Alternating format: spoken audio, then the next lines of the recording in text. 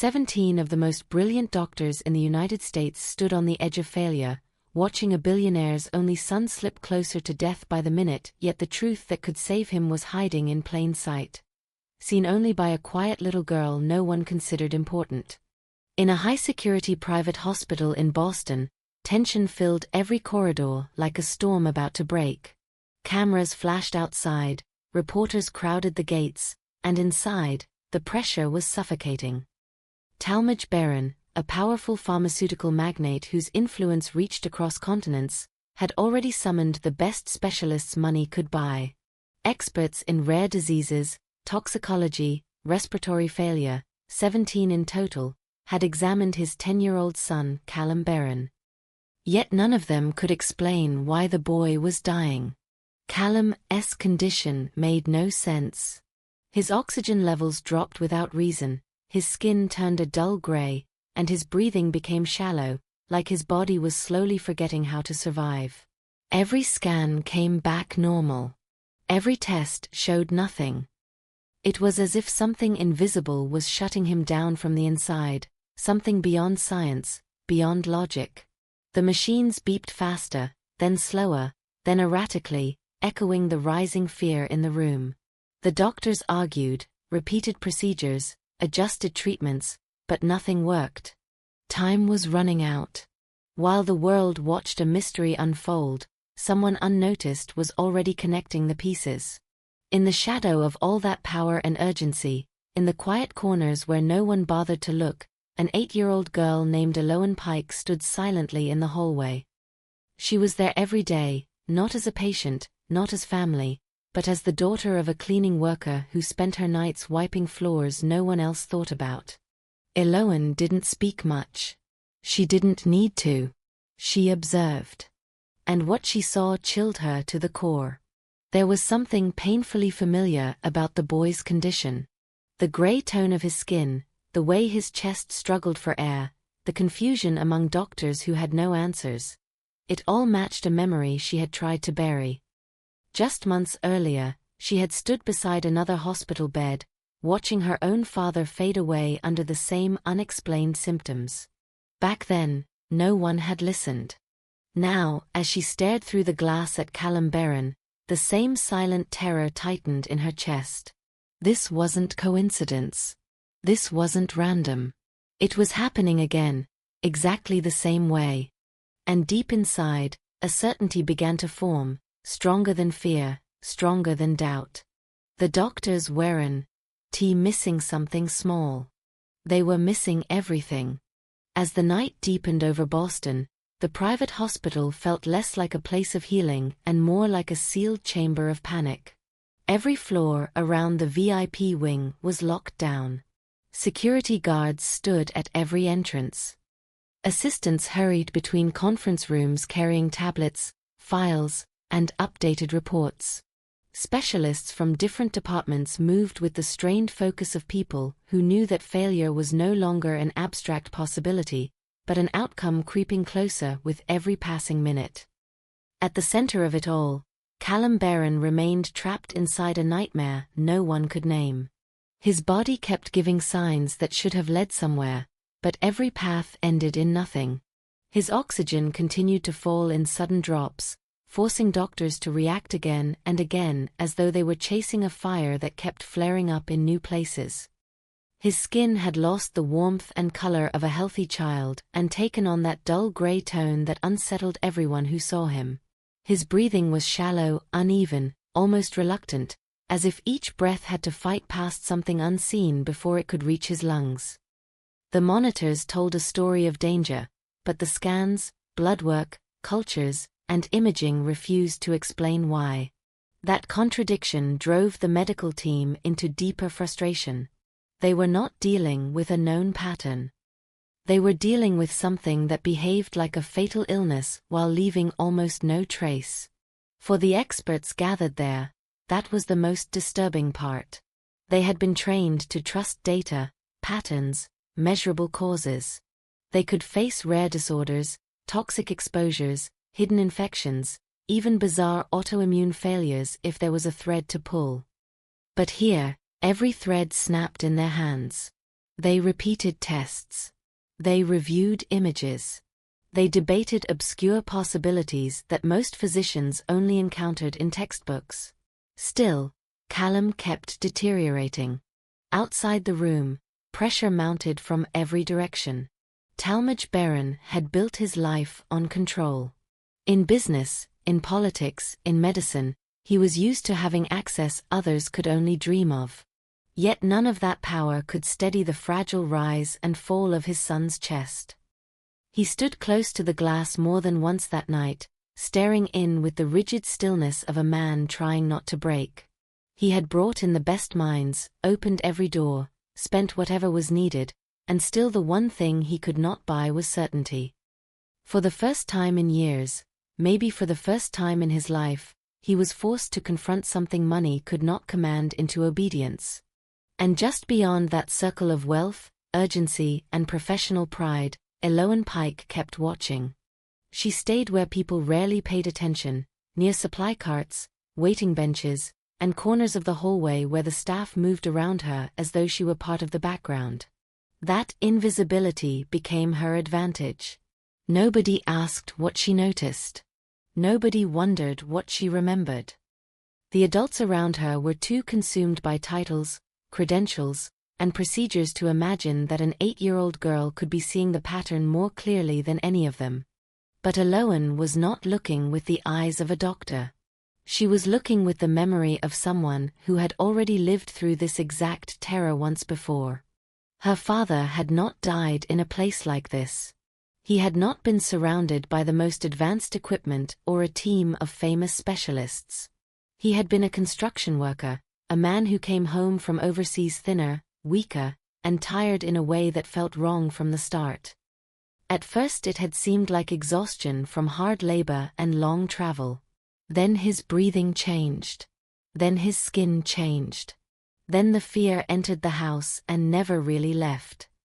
When he was finally taken to the hospital, the adults had used the same expressions Eloan now saw again around Callum's room. Concern became confusion. Confusion became worry. Worry became that bleak, helpless tension people carry when they are running out of answers but not yet willing to say it aloud. She remembered every stage of it. She remembered the way her father's chest moved when breathing became work instead of instinct. She remembered the gray cast spreading across his face. She remembered the strange smell in the room, not the clean sting of hospital disinfectant, but something damp and wrong, something that never fit. She remembered the exhaustion on the faces of medical staff who kept checking the same things and finding nothing solid enough to explain why a man who had once been strong was fading right in front of them. Now that same memory rose inside her with terrifying clarity. Every time she looked at Callum, that buried grief sharpened into certainty. This was not just similar. It was nearly identical. The same visual signs. The same medical confusion. The same feeling that something real was happening inside the body while every test somehow kept missing it. Eloan did not have the vocabulary to turn that instinct into medical language, but she did not need vocabulary to recognize danger. Pain had trained her memory better than any textbook ever could. At first she tried to convince herself that fear was making her imagine connections. She kept watching, kept comparing, kept testing her own memory against what she saw through the glass. But the longer she observed, the stronger the pattern became. Callum was not just sick. He was walking the same road her father had walked, step by step, and the people around him were making the same mistake. They were searching for the answer everywhere except the one place that seemed to matter. That realization changed something inside her. Until then, Eloan had only been a child carrying grief too heavy for her age, standing in the hallway of a hospital far above her world. But now another feeling pushed through the sadness: urgency. She no longer watched only with fear. She watched with purpose. Because if Callum's condition truly matched her father's, then time was not simply running out. It was running out in the same way it had before, and she had already seen how that ending looked. The thought was unbearable. Her father had died surrounded by uncertainty, and she had been too small, too powerless, too unheard to change anything. She had carried that helplessness ever since. It lived quietly in her until this moment, when she realized she might be the only person in the hospital who understood that the clues were not random. They were repeating. The same hidden cause that had destroyed one life might now be destroying another. As that truth settled in, the chaos around her became strangely distant. The rushed footsteps, the whispered updates, the low alarms, even the guarded conversations among the physicians all seemed to fade behind the pounding of one terrible idea. If no one recognized the pattern soon, Callum would die exactly the way her father had died. And if that happened, she would have to watch it happen twice. That was the moment Eloan stopped being a silent observer. She still had no plan, no authority, and no reason to believe that any adult in that building would take her seriously. But the weight inside her was now heavier than fear. She could feel the memory of her father pressing against the present with such force that remaining quiet no longer felt possible. Somewhere within the confusion, the answer existed. She was sure of that now. And even if the entire hospital dismissed her, even if her voice shook, even if no one believed a word she said, she already knew one thing with absolute certainty. This boy was not dying from a mystery. He was dying from something the adults had failed to see. Once that certainty took hold, Eloan could no longer stand still and pretend she was just another invisible child in the hallway. The memory of her father's final days stopped being something she carried quietly and turned into something urgent, something that demanded action before history repeated itself in front of her eyes. The difference now was not knowledge or power, but timing. Before, she had been too late. Now there was still a chance, thin, fragile, but real. She began moving through the hospital with a focus that didn't match her age. While doctors debated possibilities behind closed doors, Eloan traced details others ignored. She watched the staff patterns, the rhythm of the ICU, the way nurses rotated in and out, the brief moments when attention shifted elsewhere. Every small observation fed into a growing understanding. She didn't need to understand the machines or the charts. She needed to confirm what her memory was already telling her, that something physical, something hidden, was inside the boy, escaping every test because no one was looking in the right place. But before she could act, she needed someone with authority to listen. She tried the simplest path first. She approached nurses moving through the corridor, reaching out with urgency that contrasted sharply with their controlled pace. Each time, she was brushed aside without a second glance. To them, she was just a child in the way, another distraction in a high-pressure environment where every second mattered. No one stopped. No one asked. No one noticed the intensity in her eyes or the weight behind what she was trying to say. The dismissal didn't just frustrate her, it confirmed something deeper. The system wasn't designed to hear voices like hers. It wasn't built to pause for someone without credentials, without status, without proof. That realization might have silenced her once, but now it had the opposite effect. It hardened her resolve. Because she had already seen where silence led. She turned to her mother next, hoping that familiarity would succeed where strangers had failed. But even there, she found resistance. Her mother, exhausted from long shifts and still carrying her own grief, saw only a child overwhelmed by loss, reliving painful memories through coincidence. The more Eloan insisted, the more her mother tried to calm her, to quiet her, to push her back into safety and obedience. It wasn't rejection out of cruelty. It was fear, fear that her daughter was breaking under the weight of something she couldn't change. But Eloan wasn't breaking. She was remembering. And the clearer those memories became, the sharper her conviction grew. The smell, the breathing, the color of the skin, the invisible progression that no test could capture. It all aligned too perfectly. This wasn't imagination. It wasn't grief distorting reality. It was recognition. She had seen the full sequence once before, from the first signs to the final moment, and now she was watching it unfold again with terrifying precision. That was when she made a decision that shifted everything. If no one would believe her words, she would bring them something they couldn't ignore. She returned home briefly that evening, her mind racing ahead of her small steps. Hidden in a drawer was the one thing she had never dared to revisit since her father's death: his old medical records. Worn, untouched, and heavy with unanswered questions, they were the only physical trace of what had happened to him. She had avoided them for months, as if opening them would reopen the pain she had tried so hard to carry quietly. Now, she opened them without hesitation. She didn't understand most of what she read. The terminology was dense, the conclusions vague, the pages filled with numbers and observations that had led nowhere. But she wasn't searching for explanations. She was searching for patterns. She compared every detail to what she had seen in the hospital. Oxygen decline. Normal test results. Progressive respiratory distress. Each page strengthened her belief. The adults had called her father's case a mystery. To her, it now looked like an unfinished story repeating itself. Clutching the folder tightly, she returned to the hospital with a determination that replaced any trace of doubt. This time, she didn't approach just anyone. She searched for the one person who might actually have the authority to act, the lead physician, Dr. Collins. Finding him wasn't difficult. His exhaustion made him stand out. He moved like someone carrying the weight of failure, someone who had already tried everything and was beginning to suspect that nothing would be enough. That was exactly why Eloan chose him.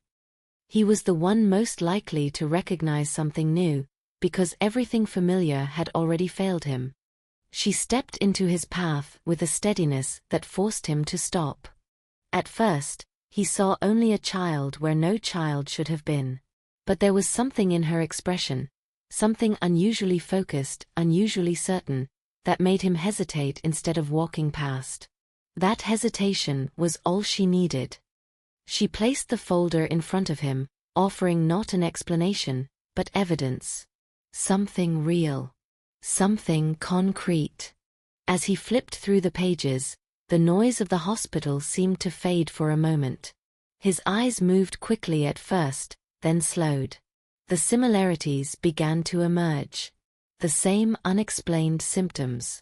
The same failure of diagnostics.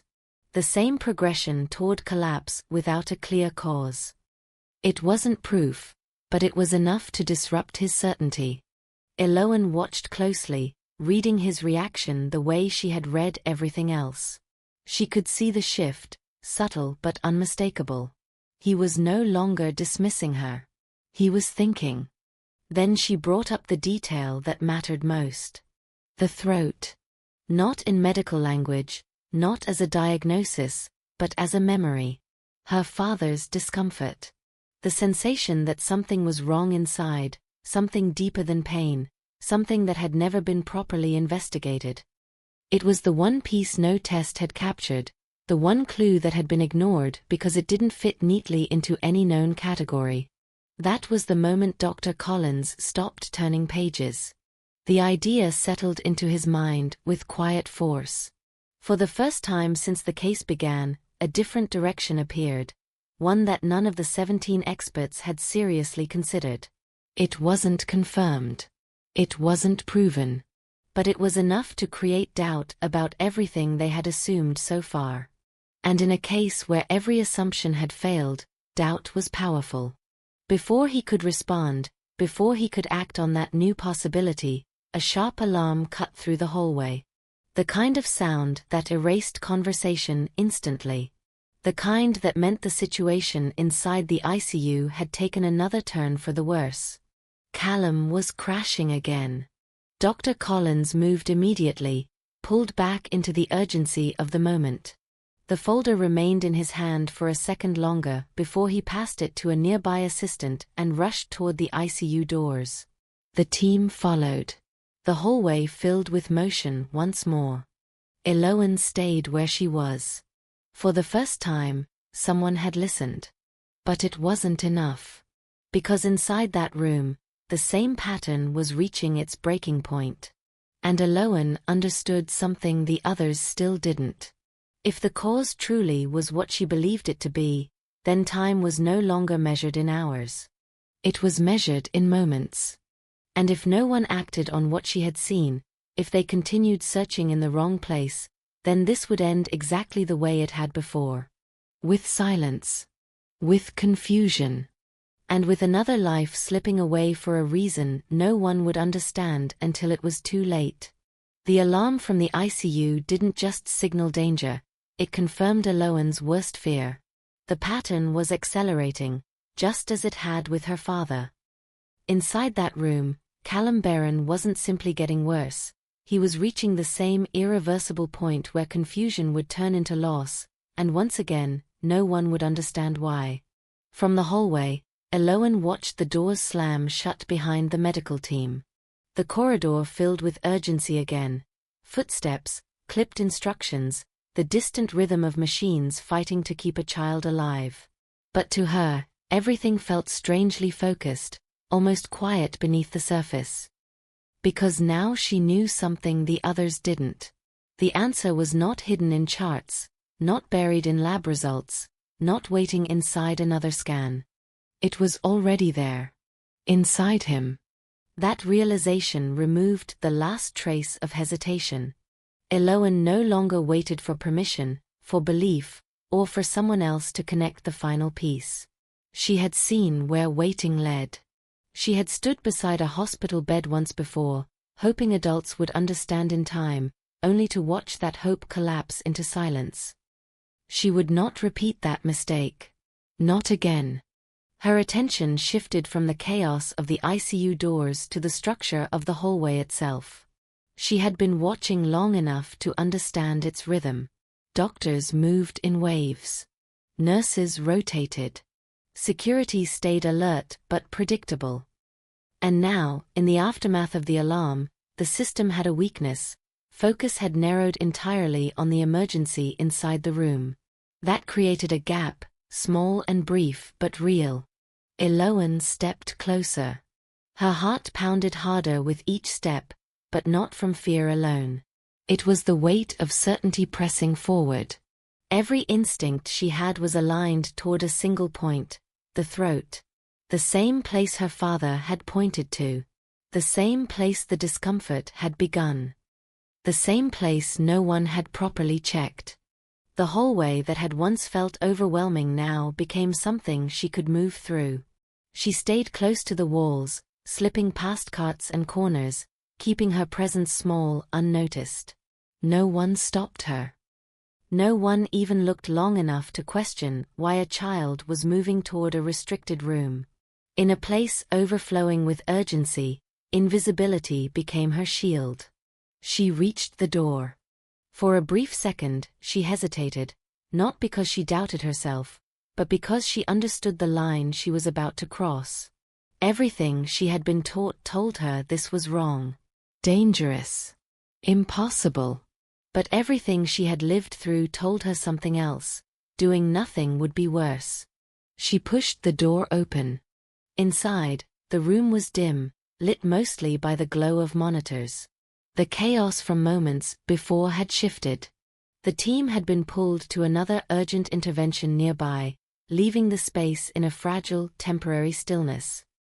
Callum lay on the bed, unmoving except for the shallow rise and fall of his chest.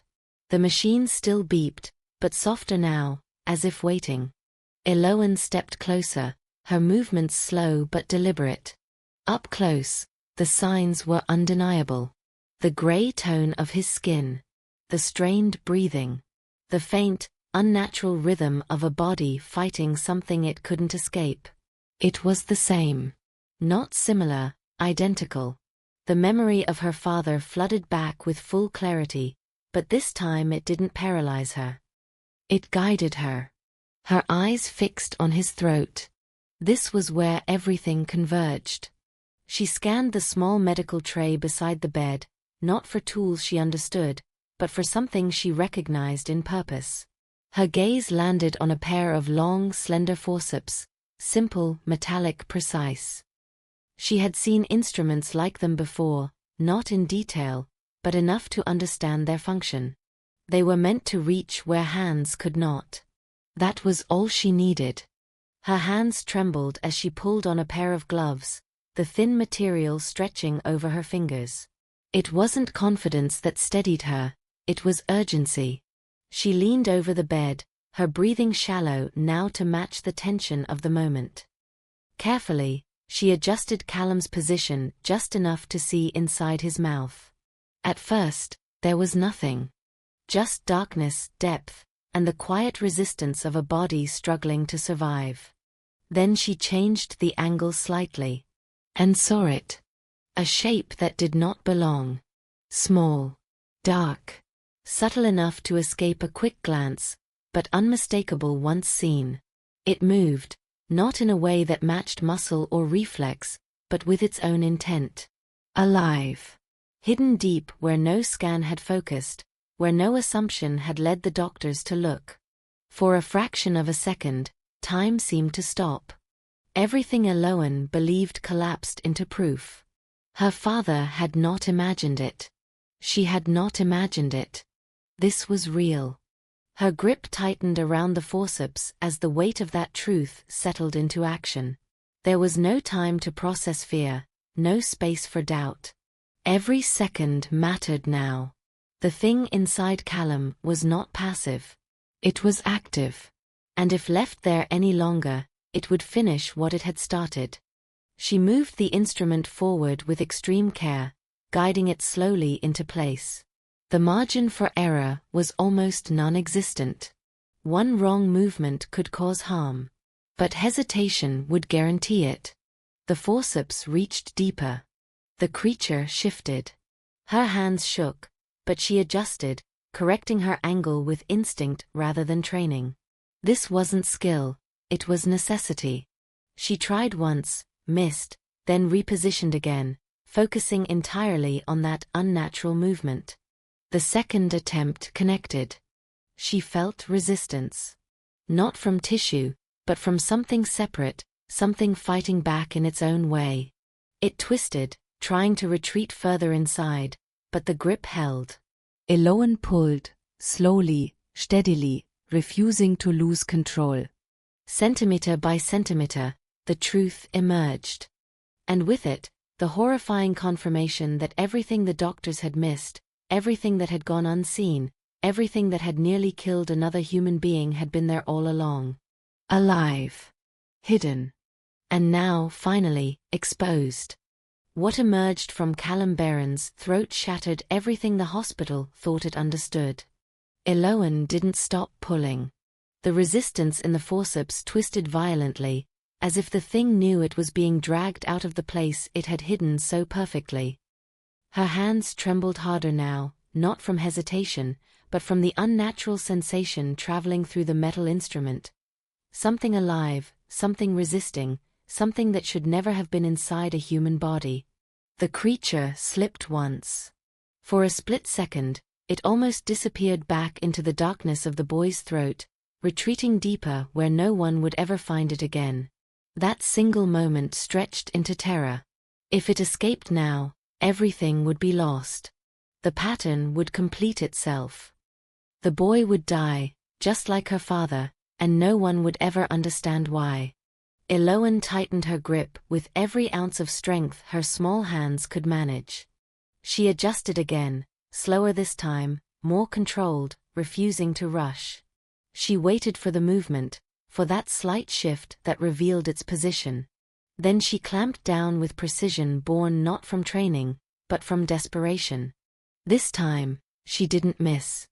The forceps locked onto the creature more firmly. It writhed, twisting against the metal, but Eloan held steady. She began to pull again, slow, steady, relentless. The thing stretched into view, longer than she expected, its body thin, segmented, dark brown with a dull sheen that reflected the dim hospital light.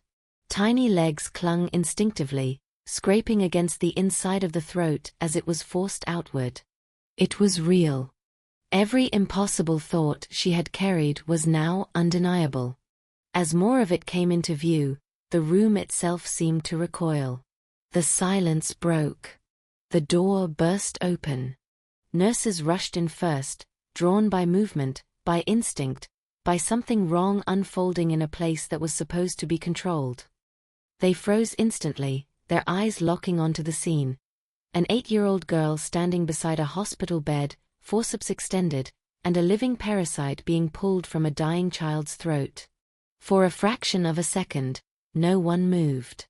Then everything exploded into motion. More staff flooded into the room. Alarms intensifiert. The carefully ordered environment collapsed into raw reaction. But Aloan did not let go. She kept pulling, ignoring the chaos behind her, focusing only on the final movement that mattered. With one last steady motion, the creature came free. It slipped from the forceps and dropped onto the white hospital sheet, writhing violently, its many legs scrambling against the fabric as if searching for escape. Its presence transformed the room instantly, from a place of unanswered medical mystery into something far more disturbing. Proof. Undeniable, living proof. And at that exact moment, the machines changed. The sound that had filled the room before, erratic, strained, desperate, shifted. The beeping steadied. The rhythm normalized. Callum's chest, which had struggled for every breath, began to rise more naturally. The gray tone in his skin softened, slowly, almost imperceptibly at first, but enough for trained eyes to recognize what was happening. He was stabilizing. Not gradually. Not after treatment. Instantly. The connection was impossible to ignore. The doctors arrived seconds later, pulled by the alarms and the surge of activity. Dr. Collins pushed through the crowd, his focus snapping immediately to the patient, then to the bed, then to the object no one could explain. The parasite. He moved closer, his expression shifting from urgency to something deeper. Shock, realization, and the sudden collapse of every assumption that had guided the case until that moment. Without hesitation, he secured the creature, placing it into a sterile container, isolating it as if even its presence in the open air felt dangerous. Around him, the room fell into a stunned silence. 17 doctors had searched for a disease that didn't exist. An 8-year-old girl had found the cause in seconds. The contrast was undeniable, and no one in that room could escape it. Callum continued to improve. Each passing moment confirmed what had just happened. His breathing strengthened. His vital signs stabilized further. The invisible threat that had been suffocating him from the inside was gone, and with it, the mystery that had consumed the hospital. But the resolution of one question immediately gave birth to another, far more unsettling. How had it gotten there? The boy had never traveled abroad. He had been under constant supervision. The hospital was secure, monitored, controlled. There was no natural explanation that fit. The parasite itself was not just rare. It was impossible in that environment. Which meant only one thing. It hadn't arrived by accident. The realization spread through the room like a second shockwave, quieter but far more dangerous. This was no longer just a medical case. It was something deliberate. Something planned. Something that had been designed to look exactly like what it had nearly succeeded in becoming. A mysterious, untraceable illness. A perfect disguise for something far darker. And standing at the center of it all, still holding the forceps, was the one person who had seen the truth before anyone else. Aloan Pike. She didn't move. She didn't speak. Because she already understood what the others were only beginning to realize. This wasn't just about saving a life. It was about uncovering something that had been hidden on purpose. Something that had almost worked. And if she hadn't acted when she did, no one would have ever known the difference. Once the parasite was secured and Callum's condition stabilized, the hospital shifted from chaos to controlled urgency of a different kind. The crisis of survival had passed, but what remained was far more complex and far more dangerous. This was no longer a medical emergency alone. It had become an investigation. The sealed container holding the creature was moved immediately under strict protocol. Specialists were called in, not just from internal departments, but from external institutions with experience in rare tropical organisms. Within hours, preliminary findings confirmed what the doctors had already begun to fear. The parasite was not native to the United States.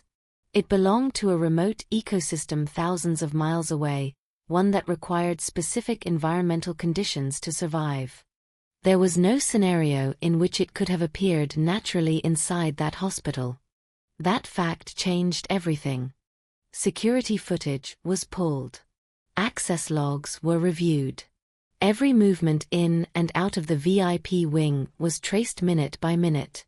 The hospital, once confident in its systems, now treated every overlooked detail as a potential breach. And slowly, a pattern emerged. A man. He appeared in the recordings wearing a lab coat, moving with the calm confidence of someone who belonged. He passed through restricted areas without hesitation, blending into the environment so seamlessly that no one had questioned his presence. His badge looked legitimate at a glance, but under closer inspection, it failed every verification check. It was false. He had never been part of the hospital staff. Yet he had entered the boy's room multiple times. That was enough. The investigation accelerated. Authorities were brought in quietly at first, then fully once the implications became undeniable. This was not negligence. It was intrusion. Intentional, calculated, and precise. The parasite had not only been placed inside the boy, but it had been sustained. Traces of a specialized nutrient solution were found in discarded medical waste, substances designed to keep the organism alive and active within the human body. Whoever had done this had not been guessing. They had been executing a plan. The identity of the intruder did not remain hidden for long. Cross-referencing facial recognition, financial records, and historical connections led to a name tied directly to Talmadge Barron's past. A former business partner. A man who had once stood beside him in high-level pharmaceutical ventures, before a legal conflict destroyed everything he had built. Bankrupt. Discredited. Disappeared. Until now. Years of resentment had not faded. They had evolved into something far more dangerous. The man had studied, traveled, and prepared. He had learned about rare parasites, acquired them, and even altered them to evade standard detection. His goal had not been immediate death. It had been something slower, something that would mimic an unsolvable illness, leaving no clear trace of foul play. A perfect crime. At least, that had been the plan. But the plan had failed. Not because of advanced technology. Not because of the 17 specialists. Not because of the hospital's resources. It had failed because of a child who refused to ignore what she knew. The authorities anticipated that the man would return. Someone who had invested that much time and precision into a plan would not walk away without confirming its outcome. So they prepared a controlled trap. The hospital room was staged to appear unchanged. Equipment remained in place. Monitors displayed fabricated readings. From the outside, it looked as though Callum was still in critical condition. Hidden cameras and plainclothes officers were positioned throughout the area. They didn't have to wait long. Late that night, the man returned. He entered the building with the same calm confidence, wearing the same disguise that had worked before. He moved through the corridors as if nothing had changed, unaware that every step was being tracked, every movement recorded. He reached the room, opened the door, and stepped inside.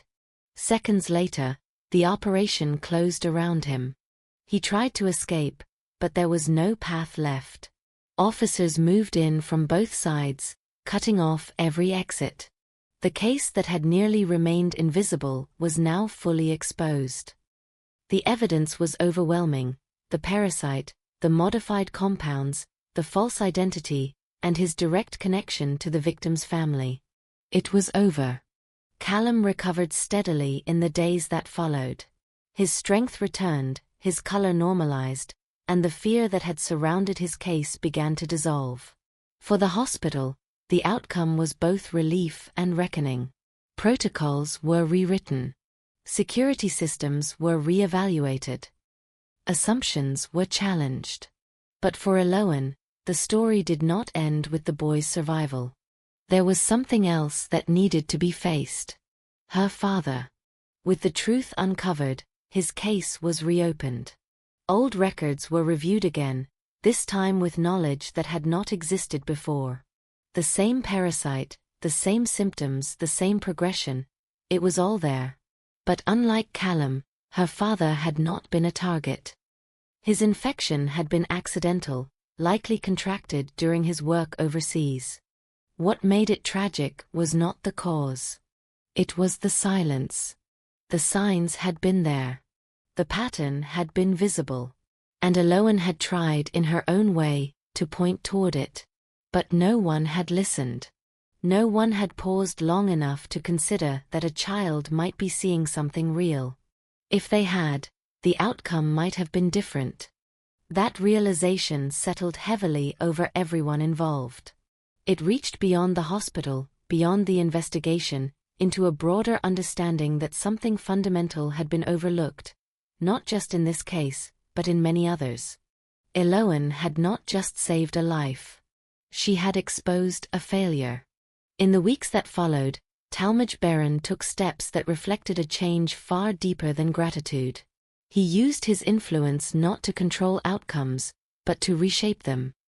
A foundation was established in honor of Eloan's father, dedicated to researching neglected diseases and improving how medical systems respond to overlooked voices, especially those of children.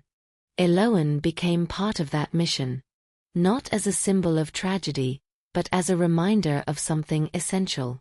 Her story spread beyond the hospital, beyond the city, reaching medical communities, training programs, and institutions that began to question how often they dismissed what did not fit their expectations. She did not change who she was. She remained quiet, observant, grounded in the same perspective that had allowed her to see what others missed. But the world around her had changed. Where she had once been invisible, she was now heard. Not because of status or authority, but because she had proven something undeniable. Truth does not always come from expertise.